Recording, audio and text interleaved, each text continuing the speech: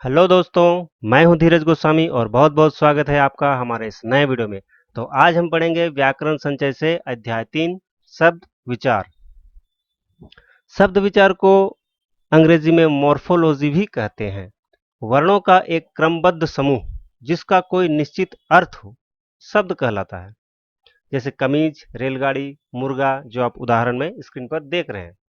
ऊपर दिए गए चित्रों के नीचे लिखे शब्द कई वर्णों से मिलकर बने हैं और उनसे कुछ न कुछ अर्थ निकल रहा है। अतः ये शब्द है। शब्दों से हम अपने भावों और विचारों को प्रकट करते हैं। जब कोई शब्द व्याकरण के नियमों के अनुसार वाक्य में एक निश्चित स्थान पर प्रयुक्त होता है तो वह पद कहलाता है। जिस व्यक्ति को जितने अधिक शब्दों का ज्ञान होता है उसका भाषा पर उतना ही अच्छा अधिकार होता है। हिंदी भाषा में हजारों शब्द हैं। ये शब्द हिंदी भाषा में किस प्रकार आए, इसके लिए शब्दों के भेद जानना आवश्यक है। अब शब्द के भेद निम्नलिखित आधारों पर होते हैं। अर्थ के आधार पर, स्रोत यानी उत्पत्ति के आधार पर, रचना बनावट के आधार पर और प्रयोग के आधार पर। तो आइए पहले देखते हैं अर्थ के आधार पर शब्द भेद। अर्थ के आधार पर शब्दों के निम्नलिखित 4 भेद होते हैं। पहला, पर्यायवाची या समानार्थी शब्द। जिन शब्दों के अर्थ समान होते हैं उन्हें पर्यायवाची शब्द कहते हैं। जैसे पहाड़, पर्वत, गिरि, नग, शैल, अचल, इसके बहुत सारे अर्थ निकल रहे हैं। फिर देखते हैं फूल, इसे कुसुम, सुमन, पुष्प, प्रसून आदि कहते हैं। दूसरा है विलोम शब्द। किसी शब्द का विपरीत अर्थ बताने वाले शब्द विलोम शब्द कहलाते हैं। इन्हें विपरीतार्थक शब्द भी कहते हैं। जैसे मान का अपमान, एक का अनेक, स्वदेश का विदेश आदि। तीसरा, समरूप भिन्नार्थक शब्द। कुछ शब्द देखने सुनने में समान लगते हैं परंतु उनके अर्थ भिन्न होते हैं। ऐसे शब्दों को समरूप भिन्नार्थक शब्द या एकार्थक प्रतीत होने वाले शब्द कहते हैं।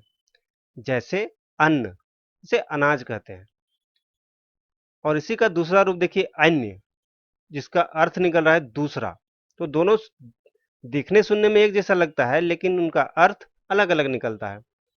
आइए दूसरा उदाहरण देखते हैं। जैसे कुल, इसका अर्थ होता है वंश, सब आदि। तो दूसरा शब्द है कूल, इसका अर्थ होता है किनारा या तट। अब आता है चौथा, अनेकार्थी शब्द।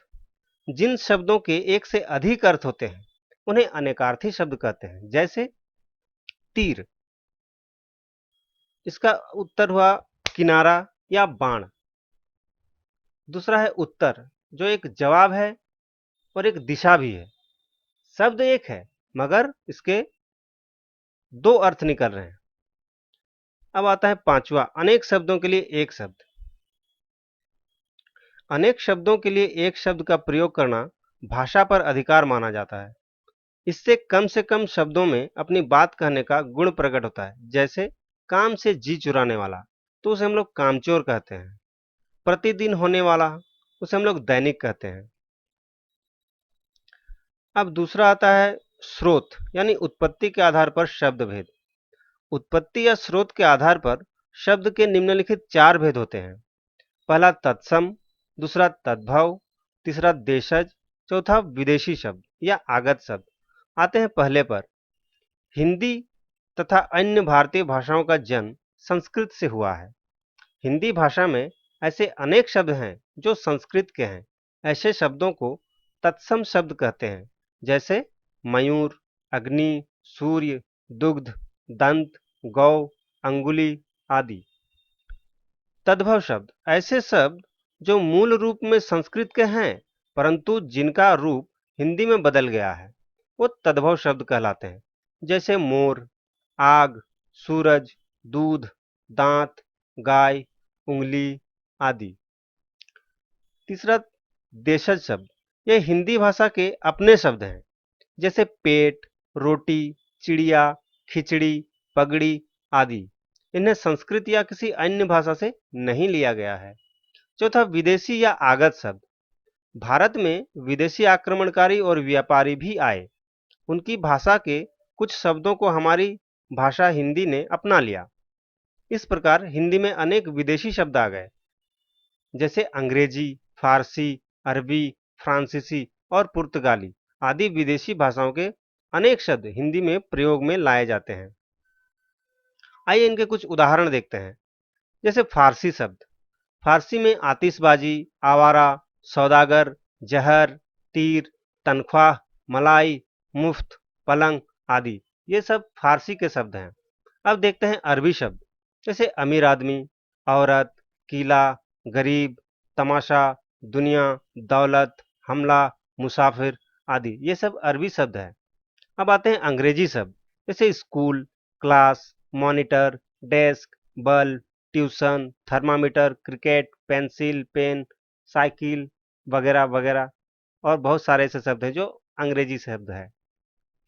अब पुर्तगाली शब्द, जैसे अलमारी, बाल्टी, चाबी, तंबाकू, कमीज, कमरा, गमला, मेज, तौलिया, पादरी आदि ये शब्द पुर्तगाली शब्द है। अब चौथा पुर्तगाली शब्द हो गया। अब आते हैं फ्रांसीसी शब्द, ये है अंग्रेज, कूपन, कारतूस आदि ये सब फ्रांसीसी शब्द में आते हैं। अब तीसरा है रचना या बनावट के आधार पर शब्द भेद। रचना या बनावट के आधार पर शब्दों के तीन भेद होते हैं। पहला रूढ़ शब्द, जो शब्द अपने आप में पूर्ण हो और दूसरे शब्दों के योग से न बने हों, रूढ़ शब्द कहलाते हैं। इन्हें मूल शब्द भी कहा जाता है। ऐसे शब्द जो किसी स्थान, व्यक्ति, वस्तु, प्राणी आदि के लिए वर्षों से प्रयुक्त होते चले आ रहे हैं, रूढ़ शब्द कहलाते हैं। इन शब्दों के टुकड़े किए जाएं तो इनका कोई अर्थ नहीं निकलता। जैसे दीवार, इस शब्द के टुकड़े करने पर भी दी, वा और र का कोई अर्थ नहीं निकलता, परंतु दीवार रूप में इसका अर्थ है। कुछ अन्य रूढ़ शब्द हैं, जैसे मेज, कुर्सी, चादर, लकड़ी, चाचा, भाई, झूठ, अनार, आम आदि। तो देखिए इनका कोई भी तोड़ नहीं है, मतलब इसे तोड़ा नहीं जा सकता है, ये मूल रूप में है। अब आता है यौगिक शब्द, दो या दो से अधिक शब्दों या शब्दांशों के मेल से बने शब्द यौगिक शब्द कहलाते हैं। जैसे विद्यालय, मनमोहक, सुकर्म, अध्पका, निडर, भरपेट, खुशबू, बेईमान, उपमंत्री, मिलनसार, इनके भिन्न भिन्न अर्थ हैं। कुछ उदाहरण देखते हैं। जैसे सेनापति, इसे सेना और पति दो शब्दों से मिलकर बनाया गया है। अब अपमान, ये अप प्लस मान, ये भी दो शब्दों से लिया गया है। अब सुंदरता, सुंदर प्लस ता, शब्द प्लस शब्दांश, इस तरह इसे दो शब्दों के मेल से बनाया गया है। अब पुस्तकालय, पुस्तक प्लस आलय, तो उससे मिलकर पुस्तकालय बनाया है। उपयुक्त उदाहरणों से स्पष्ट है कि यौगिक शब्दों में प्रयुक्त शब्दों शब्दांशों को अलग अलग किया जा सकता है। खंड करने पर यौगिक शब्दों का अर्थ यथावत बना रहता है। हिंदी में कुछ यौगिक शब्द ऐसे भी हैं जो भिन्न भाषाओं के योग से बने हैं। ये शब्द संकर शब्द कहलाते हैं। जैसे जिलाधीश, टिकट घर, रेलगाड़ी, सिनेमा घर। इसमें आप देख रहे हैं कि टिकट घर, टिकट तो अंग्रेजी का शब्द है और घर हमारा हिंदी शब्द है। रेलगाड़ी, रेल भी अंग्रेजी से है और सिनेमा भी। तो देख रहे हैं ये दोनों मिश्रित होके एक शब्द बना गया है, तो इसे हम लोग संकर शब्द कहते हैं। अब आता है योगरूढ़ शब्द, ऐसे शब्द जो यौगिक तो हैं परंतु उनका अपना विशेष अर्थ होता है, उसे योगरूढ़ शब्द कहलाते हैं। योगरूढ़ शब्द यौगिक होते हुए भी किसी एक ही अर्थ में रूढ़ हो जाते हैं। जैसे कुछ उदाहरण देखते हैं। लंबोदर, इसका सामान्य अर्थ है लंबा प्लस उदर, मतलब जिसका पेट लंबा हो तो उसे हम लोग लंबोदर कहते हैं। और जिसका विशेष अर्थ क्या निकलता है, गणेश, क्योंकि गणेश का पेट बड़ा है इसलिए हम लोग उसे लंबोदर कहते हैं। अब आता है हिमालय, हिम प्लस आलय से लिया गया है जो कि एक पर्वत है। हिम और आलय दो अलग अलग अर्थ हैं लेकिन उसका एक विशेष अर्थ निकलता है हिमालय। अब त्रिलोचन, जैसे त्रि जोड़ लोचन, मतलब तीन आंखों वाला, तो उसका एक विशेष अर्थ निकलता है कि वो शिव है। अब जलज, जल प्लस ज मतलब जो जल से उत्पन्न हुआ है उसका विशेष अर्थ निकलता है कमल। अब देखिए चतुर्भुज, चार भुजाओं वाला, तो उसका विशेष अर्थ निकलता है विष्णु। अब नीलकंठ, नीला प्लस कंठ अर्थात जिसका कंठ नीला हो, तो उसका विशेष अर्थ निकलता है शिव। अब चौथा आता है प्रयोग के आधार पर शब्द भेद।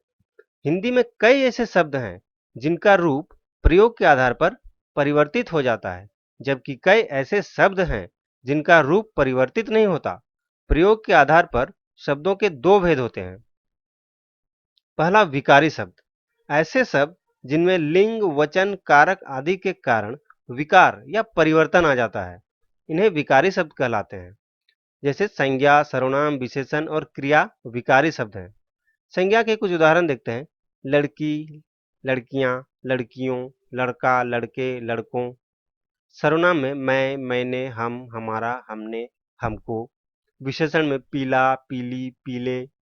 क्रिया में जाता, जाती, जाना, जाएगा, जाऊंगा, जाओगा। अब आते हैं अविकारी शब्द। ऐसे शब्द जिनमें विकार परिवर्तन नहीं आता, वो अविकारी शब्द कहलाते हैं। जैसे क्रिया विशेषण, संबंध बोधक, समुच्चय बोधक और विस्मयादि बोधक, ये अविकारी शब्द हैं। क्रिया विशेषण के उदाहरण देखते हैं। जैसे धीरे धीरे, कम, अधिक, आज, कल, इधर, उधर आदि। संबंध बोधक, के बिना, के साथ, आगे, बराबर, अतिरिक्त आदि। समुच्चय बोधक, और, तथा, परंतु, क्योंकि, अथवा, बल्कि आदि। विस्मयादि बोधक में आह, वाह वाह, अरे, हाय, ओह आदि। उपयुक्त शब्द अपने मूल रूप में रहते हैं, इनमें परिवर्तन नहीं होता, इसलिए ये अविकारी शब्द हैं। इन्हें अव्यय भी कहा जाता है। तो दोस्तों, आपको हमारा वीडियो कैसा लगा कमेंट करके जरूर बताएं, और अगर आपने अभी तक हमारे चैनल को सब्सक्राइब नहीं किया है तो प्लीज सब्सक्राइब कर दें और बेल आइकन को दबा दें ताकि हमारा अगला वीडियो आपके पास सबसे पहले पहुंच सके। और जाते जाते लाइक और शेयर करना ना भूलें। Thank you.